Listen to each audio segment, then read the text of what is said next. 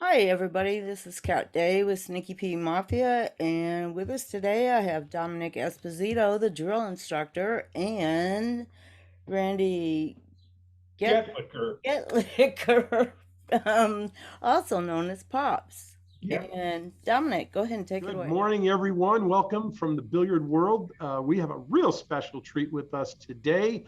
Um, in the old days, they used to say James Brown was the busiest man in show business. Well, I have to tell you, in the world of pool instruction, this is probably the busiest man in pool instruction. We have Mr. Goettlicher, Randy Goettlicher, Pops, and welcome to Sneaky Pete Mafia's online TV platform. Yeah, Welcome, Randy. yeah, I had to cancel all morning just to be here. That's kind of fun. So Hopefully, you no had one was too disappointed. No, I a told them they could watch online. Wonderful, wonderful. Randy, we only have such a short amount of time with you, and of course, your time's so precious too. We're going to get to cover a lot of stuff rather quickly, but our goal would be really more than anything for people to get to know you through this little bit of time we have and ultimately say, you know what, I think I'm going to call that guy and talk about maybe my pool game and getting a little bit better. Randy, why don't you take a moment and just walk us through just a little bit of your history in the billiard industry and some of its amazing contributions that you made, especially if you'll be able to touch on the rules part of it, because I think a lot of players just don't realize what an incredible foundation you have. My journey got started in 1965. I called the BCA, the Billiard Congress of America, for some 8-ball rules. And they told me, no, we don't have 8-ball rules. So as our conversation went on with a Mr. Bob Freshley, who was the head of the Billiard Congress of America at the time, his statement was, why don't you go ahead and make some rules up and we'll take a look at them and maybe they'll become standard rules. So it started a 40-year journey of working with the BCA, which then rolled into the World Pool Association. So we are responsible, my committee, and I'm on the committee, then I'm the chairman of the committee, but we're responsible for putting together practically every rule in print in the world. 8-ball, 9-ball, straight pool, one pocket. Now, granted, there were a lot of rules in different sections. We bought the best of them into, and it's called the World Pool Rules. Been there forever. I know other facets like to change rules and that, but they're all based off what WPA originally started. I also, with my partners, wrote and co-directed the Texas Express rules. So in that part, I've had a pretty exciting life just getting in it. And I think my whole goal was based on a problem that no matter where I went in my youth, the rules were different. I go to a tournament in Omaha and I never heard of such rules and so on and so on. So I just took it upon myself to see. I didn't know where it was going to lead down, but I just wanted to find out if there could be a certain standard in the industry. And here we are. We got a good Well, standard. with that in mind, Randy, one of the questions that I think some players would ask is, why do we then see some very distinctive differences between the way the American Pool Players Association, the APA, the now other leagues, TAP, and so forth, that there seem to be some very clear distinctions on what wins in the 8-ball game, what loses, or where does the Texas Express come in? And actually, some people are possibly wondering what Texas Express even means. Could you bring it to a little bit now of the current day where some of these differences are really distinct? Well, let's work backwards. The Texas Express rules were designed for the room owner. That in the early 70s and 80s, we would go to a tournament and we could hardly play a race to 5 because the rules were 2-shot push out. It took a long time. Therefore, not a lot of players showed up. So the ruling order had to give up his weekend for just a very few amount of players. Texas Express sped the game up, ball in hand at any foul in the 9-ball game. And boom, here we're racing to 9 in less time than we were racing to 5. More people show up. Possibly a weaker player now has a chance to advance, but maybe not win the tournament, but advance a little further.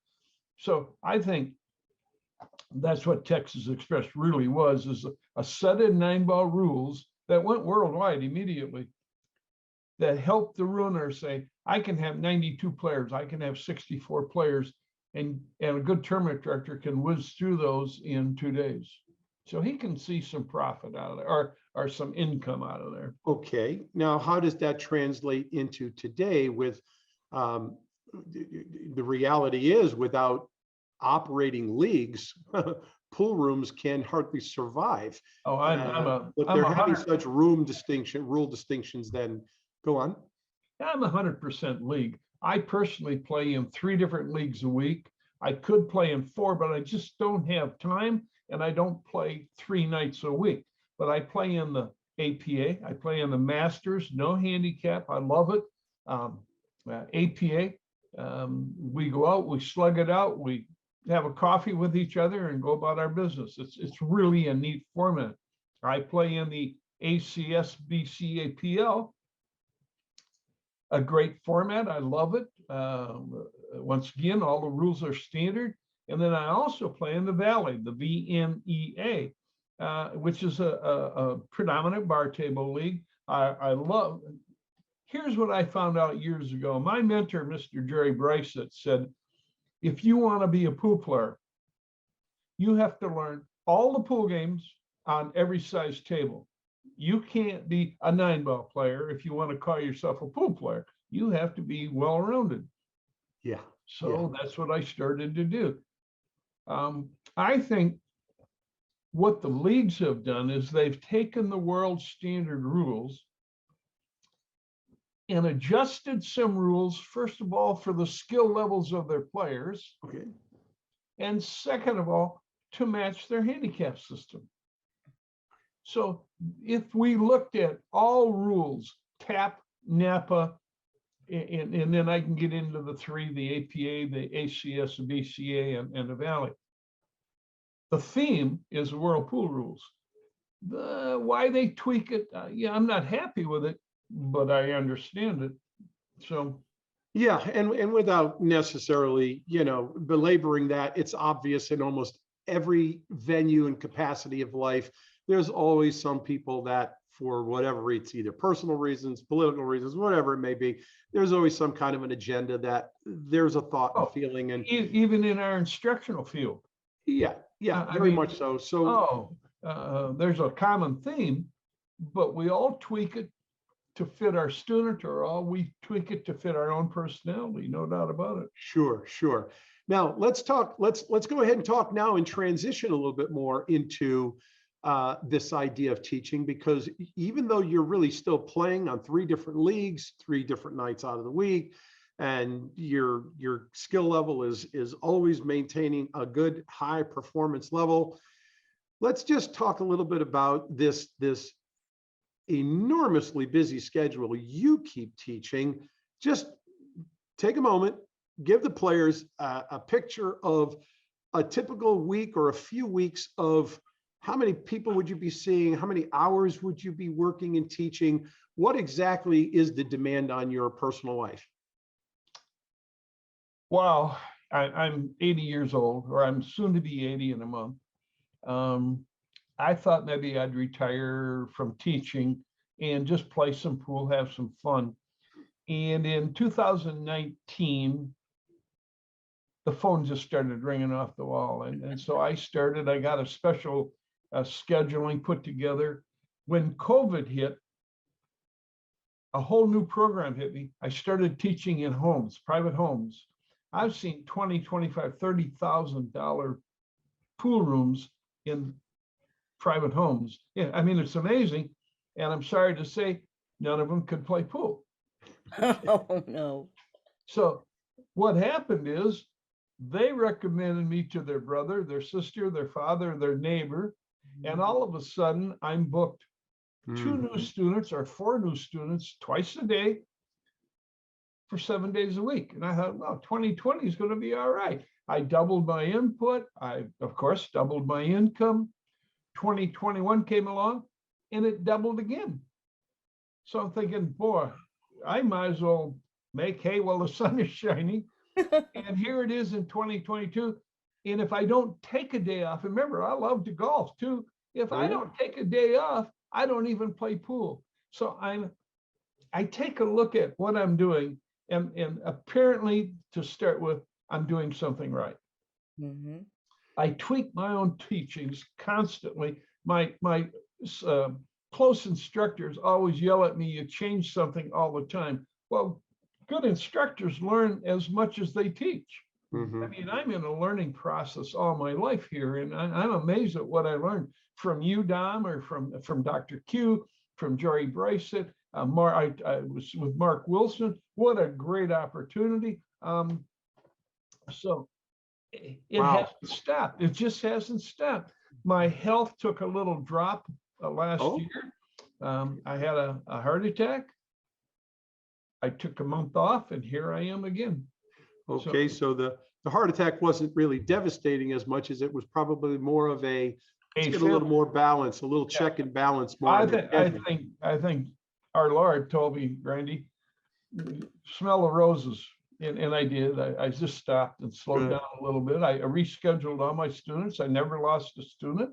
And I came back. And so here we are. Now, wonderful. One of the things to remember, and most people don't understand, is I'm not very on the internet very much. I don't preach out there. I am so busy. I just work with the students I've got.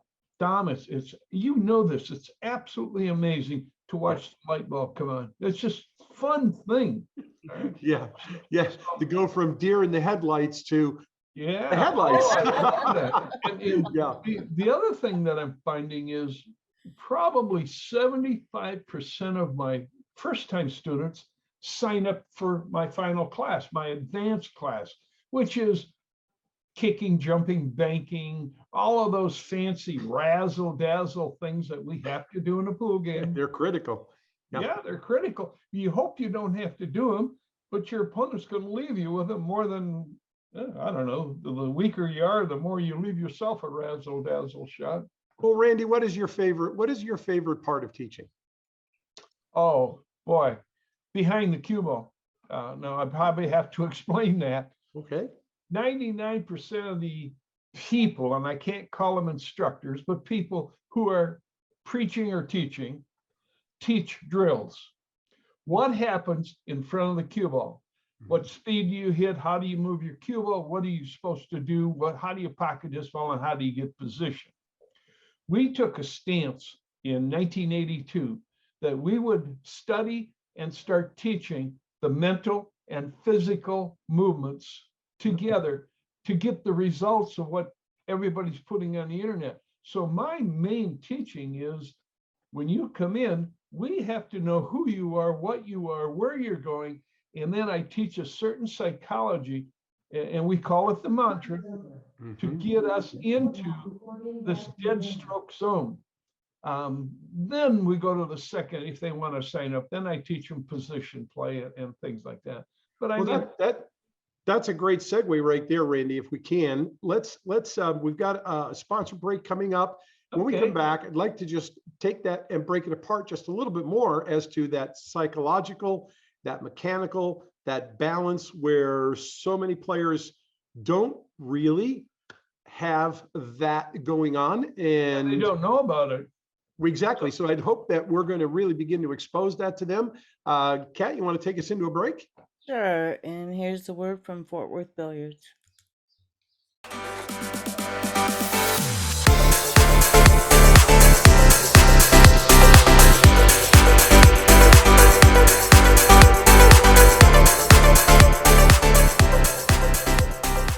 All right, and we're back. I'm still here. Randy, good. You're still here. Excellent. Yeah. And want to, first of all, again, want to thank you for this time you've cut out to be doing this. You just came off an incredibly fantastic weekend. I'm excited I got to be a part of that with you, with our great friend, Dr. Q, Tom Rossman. We called it the Masters Academy.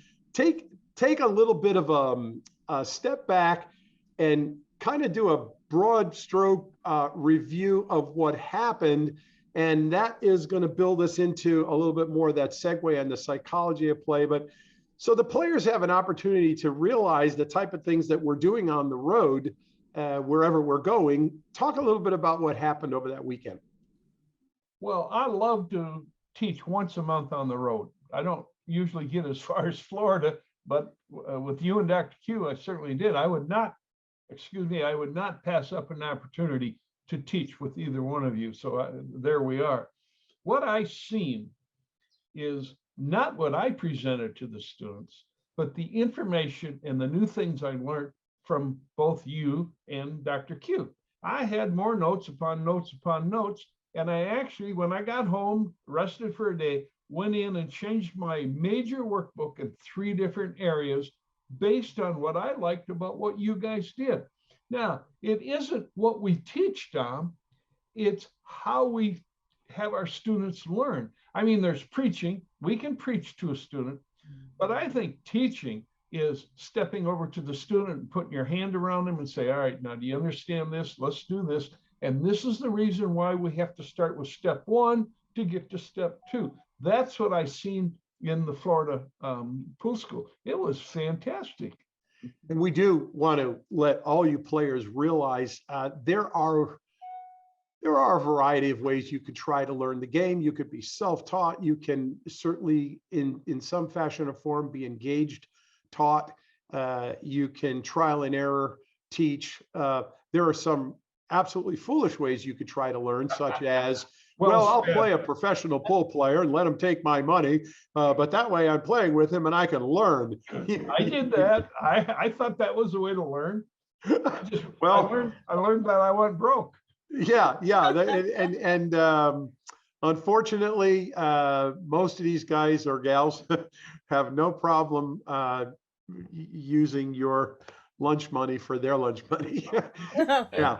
But it's in the guise of teaching, not in the guise of gambling. So yeah, it's not a wise way to go. If the second point I wanted to bring up, Randy, is the difference between pool players that want to choose what they perceive as champion level pool players and then, oh, I should learn from them, versus coming to someone like you who's a pure instructional level professional. What can you say to those players who have this concept in their head that I really should learn from a champion player? Well, I have the same concept, or I rephrase that. I have the same concept that in golf, I had to go find a great player. And in my search, I found out that no, great players have great coaches. I mean, let's just take, for example, would I want to take a lesson from Tiger Woods? Or would I really like to take a lesson from his coach? Sure, you could be enamored with, oh, I'm with Tiger Woods, but the reality is, if you're really trying to spend your money to gain a great or a better golf game, that's really the case. So I think we set that attitude as our ACSS PBIA instructors that, yes, believe me, I've taken lessons from 20 professional players. I love it. I loved every minute of it, but it was never behind the cue ball. It was always shot making, situation play, etc. I learned from it. There's a niche in there. So there's professional players who are trying to teach, and there's professional instructors like me who try to play a little bit. Well, and you know, getting to play probably has some influence to do with people who are attracted to want to learn from you as well. When they find out you're really a professional instructor, and look at how well he plays. You know, you don't see that as a person. You know, you don't see that, but you would hope that what we teach is what we do. I mean, I would hope so. I don't know how I can play pool without emulating what I teach. Yeah, that's a good point. Randy, let's get into the teaching element there, if we can. First of all, explain this term, getting behind the ball, and break that into the two capacities that you refer to as both the mental game and my terminology is the mechanical game. I like the M&M concept, but the mental and mechanical. I can use it. In our book that way. We call it psychological and mental, but we can call it physical and mental. We can call it anything we want, because if you ask any pool instructor, pool coach, or pool player, they're going to come up with some ratio of the pool game is 50-50 mental, 50% physical. Sure. I subscribe to that all the time. Sure. Our thinking is before you can do anything in pool, you have to have a clear brain and information in your brain to operate your body. So we like to say that the pool game starts out 100% mental, the learning capability of training our body. Right? It's no different than, golly, Dom, I know you're not old enough to drive a straight stick, but there's people out there. I remember the first day I tried to drive a standard transmission. I mean, I revved the engine, I ground the gears. I mean, but a week later, my dad was very patient with me. I'm driving down the road, turning on the radio, because he taught me the reasons how and why, and then let my body figure it out. So I think. So let's use this moment to say, teach us something that is relevant to an important part of the mental game, maybe an exercise, something that helps us learn something about our mental game that we could begin to learn it and then actually engage it into our actual play. Wow, there's so many. Let's pick one in particular that you'd like to get across. My first thought. The normal human being, that's us, I hope. You know, there's people out there, but the normal human being can focus on one thing for 8, 9, or 10 seconds. Now, maybe for me, it's only 7 seconds at my age. Maybe for some other, it's 11 seconds. So we have to have a routine to shoot the ball in the hole done in about 8 seconds. Why? After this 8 seconds goes along and we haven't done anything, we come out of our subconscious and the analytical brain kicks on and says, well, you need help. How about having a drink of Coke? How about don't scratch? Oh my golly, don't miss this shot. The analytical brain doesn't know right from wrong. It just is, the Lord meant us for the analytical brain to save us, to help us. You know, Randy, one of the things that, and I can name many, but one of the things that gives it away, the dead giveaway, is when a player gets down on a shot and the next thing they do is they turn away and they happen to look at something else and come back, like would the ball move? You know, did it bounce? You know, what are you looking at? And when they were up, they should have been examining that. So when they're down, they're focused on one thing. And it was that lapse of time. They've taken too long to shoot. They've now transitioned out of their right brain, which is their rudimental side where they can like sign their name with their eyes closed. Instead, they go to the left side, the logical side, where they're trying to analytically choose and pick everything. And you're saying that they went through that window, then they became disrupted, they became distracted, and ultimately they became self-sabotaged. Self-sabotage. We call that the squirrel run through the brain. That could be a player on the table next to you. That could be a referee walking up. It could be a waitress walking by serving you a drink and you miss the shot and blame the waitress. Oh, come on. Yeah, you're exactly right. Now, the reason that happens is real simple. The body does not operate out of thoughts. It does not operate out of the left side of the brain. It operates out of the right side of the brain. The pictures, the feeling, the images. That rudimental, I like to call it the rudimental side, or I like to call it the radical side. You know, it's the part of me that goes pow. Yes. But the minute the squirrel comes through, here's what happens. Running around your brain. Red muscles, the big muscles, freeze up. We get tense as heck. The quick muscles speed up. So now our whole rhythm, our whole timing, and our body isn't working in how we prepared it to work. I want you all to know that when Randy and Tom Rossman and I spent this 2 full days from 11 o'clock till 6 o'clock, and we rode hard. Even while people were eating their lunch, we were still teaching. There was no time other than a couple of occasional potty breaks. But the point is, this part of the class that we're talking about in just these few minutes, this was elements of the class that we spent hours on, recognizing these different muscle groups, how they interact, how they relate to what side of the brain is happening, how you learn drills and skills to control what's happening on the left and right side, because you're completely responsible for engaging and controlling this. And guess what happens? Tell them, Randy, what happens when you don't learn the skills to control left, right, brain, and mobility movement? What's the result? Well, I think the first result is it's painful. Because embarrassing. Yeah, it's painful. And the thoughts are so scattered because the brain doesn't operate. I mean, the body doesn't operate. And we're wondering. Exactly. And let's just say very quickly, players that after 5 years or 10 years or 20 years, they're no better than they ever were.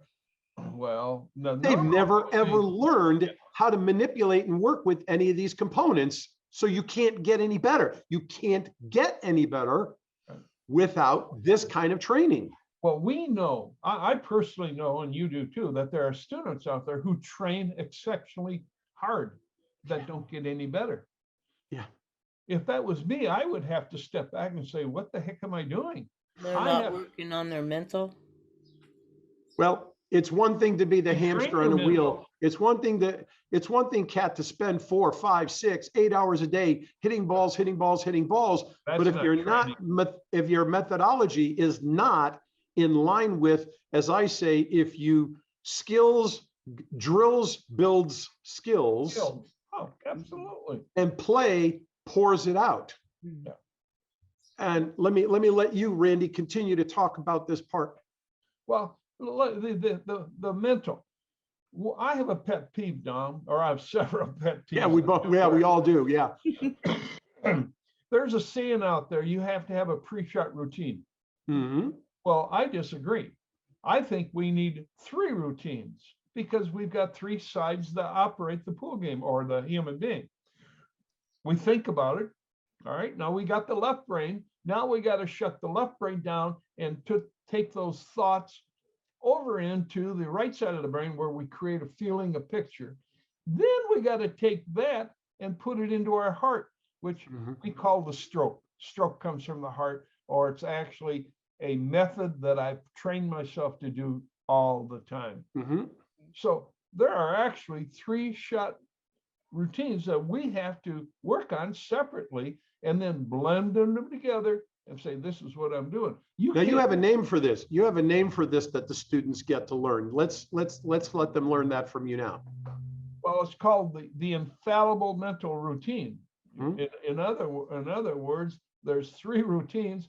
It has to be infallible, otherwise the body freezes up. And it only has to freeze up what? A little bit, a half a second. You go to draw the ball and you get a stop shot and you say, what the heck happened? I mean, none of us have ever done that, but I've read anything that's a disruptive contributor creates this, I like the term self-sabotage. Yeah. Result. That's what it is. Self-sabotage. So you like to use the word mantra, I've heard you say many times as well. I use the term pre-shot routine. Bert Lavoie, who was with us in Orlando, Florida, who's a fantastic teacher down there, he uses the term pre-shot ritual.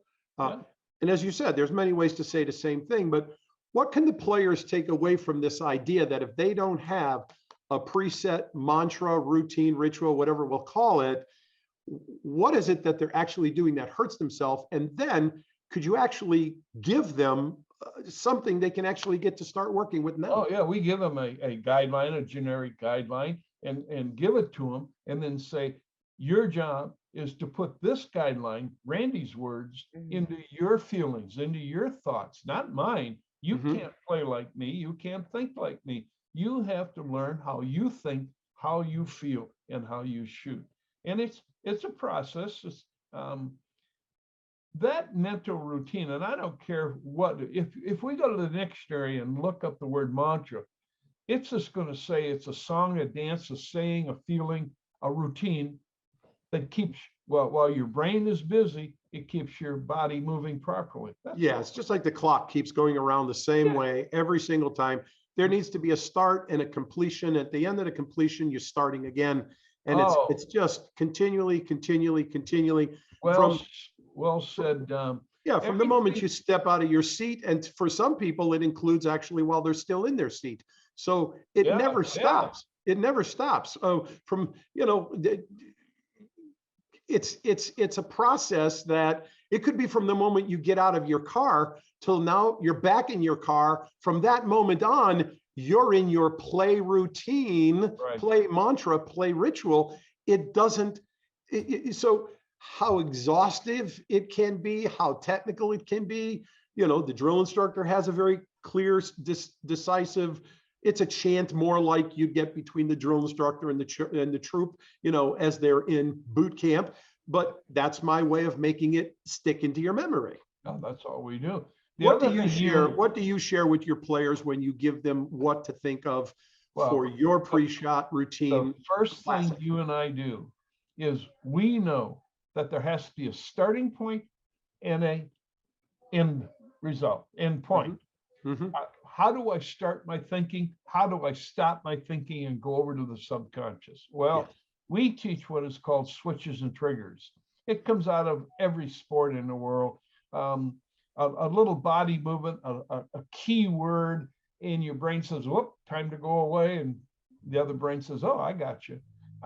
So I think great instructors teach switches and triggers to get you started and then to get you out of one of those three modes.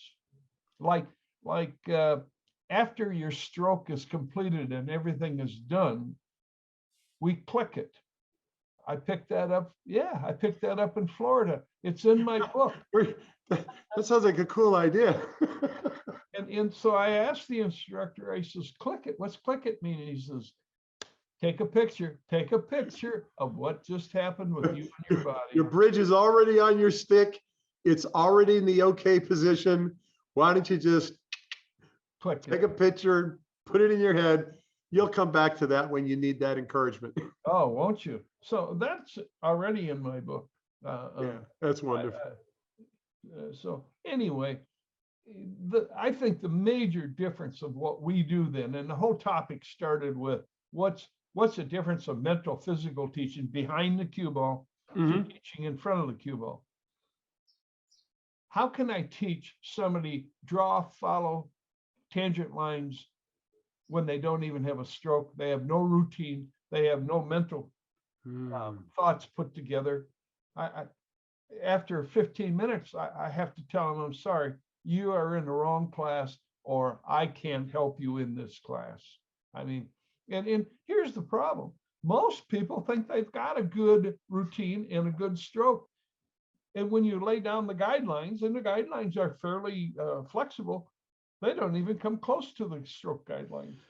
Randy, tell us something that players can learn to say to help them develop a pre-shot routine. If they were going to start right now at the end of this show, they said, that's it, I'm going to go to my table.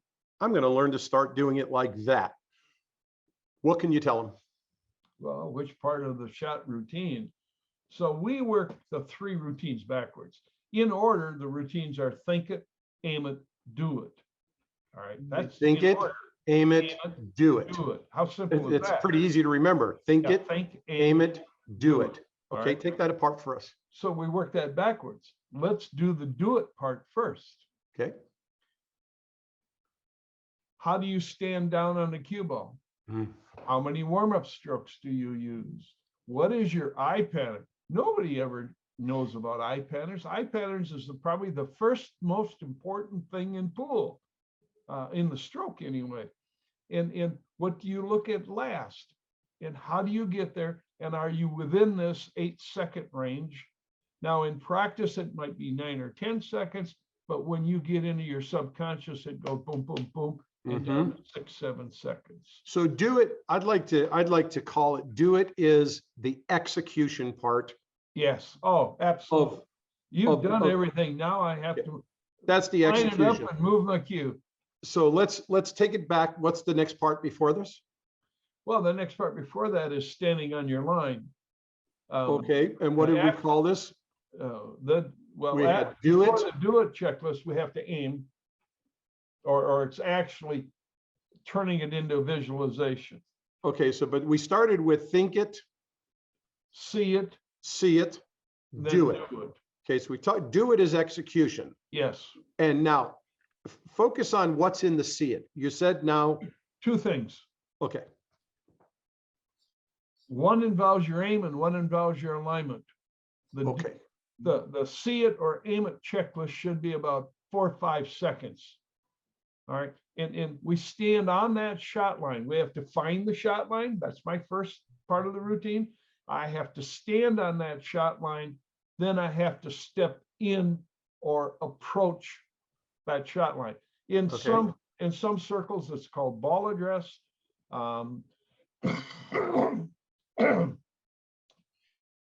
Excuse me. We just call it the aiming process. And all aiming is done from the standing position. All we're doing when we bend over is executing what we're aiming. So the see it part is where they are making all of the determinations of the pocket track, the cue ball alignment, the contact point. They've done that already. Everything is in there. No, they've done that already. Oh, okay. So their analytical thinking is all pocket tracks, or let's say we have an aiming system. And that aiming system says, I got my choice between 1, 2, 3, or 4 aim number. And I chose, no, this is a number 3 aim. All right, now that's an analytical thought. I put all the angles and everything together. My brain says, well, we shot this number 3 1,000 times. All right. Then I have to step back on that number 3 aim line, make sure I'm on it. And the key is to say, do I like this? Is this okay?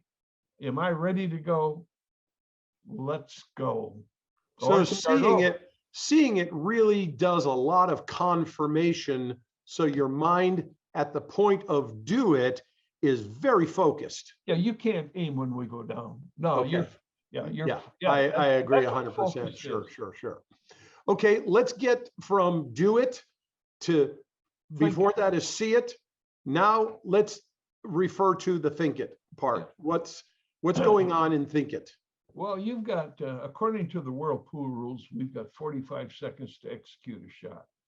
We just used 10 seconds to shoot it. We just used 5 seconds to align to it. So that leaves us with what, about 30 seconds to walk around the table. Plenty of thinking time. Well, for who? For me, it's way too much time because I'm a very creative person. But for an engineer, an analytical person, somebody who wants to dot their I's and cross their T's, 30 seconds might be too much. We actually put the rule in the World Pool Rules. We felt it was fair for all games, all type of players. It might be a little too short for one type of player. It might be not, for another type of player, but it's a fair deal. In that 30 seconds, we want to walk the table. We want to check out clearances. We want to see the situation we're in.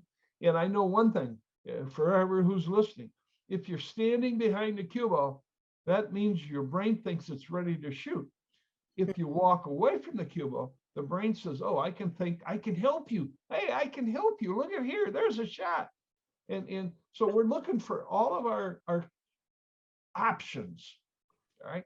Then we have to come down to the only 3 things we can do. What angle am I at? What speed am I going to shoot? And what do I have to do to the cue ball? We call it spin. Yeah. I call those the 3S rules: spin, speed, stop. That's it. Exactly. Yeah. And you see, everyone, this is what Randy is saying. And of course, you truly want to embrace someone like Randy Pops to just become your coach, become your teacher. And whether that was with me as the drill instructor, you're going to hear walking time is chalking time. Yep. Chalking time is thinking time. Thinking time is planning time. Planning shot selection time. See one, find two, pick the best shot to shoot. Yeah, there's a cadence in that, but it's everything Pops has already just said. It's just a different way of delivering it to you. My pre-shot routine has 3 distinct parts in mind, where you're interruptible. Yeah. Your mental check is in play. Now it's execution time. And in each of these, whether you're thinking it, seeing it, doing it, and how you're putting all that process together, that is going to ultimately bring you to the place where you are pocketing more balls, you are winning more games, you are having more fun. It's called being in the zone. And yes, and I'm an or in dead stroke. And well, a live stroke. You cannot be in the zone if you have a glitch in any one of the 3 routines. Yeah, you have an infallible mental routine and an infallible delivery routine. Randy, I want to thank you so much. And what I'm going to ask you to do, if you wouldn't mind, for just the next 1 minute, as you look into the cameras you've been and you're talking to, we have thousands of players that are watching this interview. Hi, gang. Yeah. Give them your heart. Pops loves you. Why should they be picking up that phone and calling you? And tell them why they should be doing that, and exactly what that number is that they can call you at. And we want you to be able to do that with everyone. Well, here's what I hear. I've read books, I've seen DVDs, I've done this and that. If we go back to our training, hands-on training trumps audio and visual learning. I mean, that's listening to somebody, that's reading a book, watching a DVD. Hands-on training is by far the #1 way to learn. I mean, for let's say 90% of the human beings. Right? So that's what I tell them. I says, I'm hands-on. I don't have in my classes, I limit it to 2. So I'm very handsy with students all the time, and I'm very personal with students. So if you want to really learn something and you're willing to put some time in, spend 3 days with me, spend a day, 2 days, 3 days, or better yet, call me and I'll send you my packet of my different style of classes, different timing, different prices, and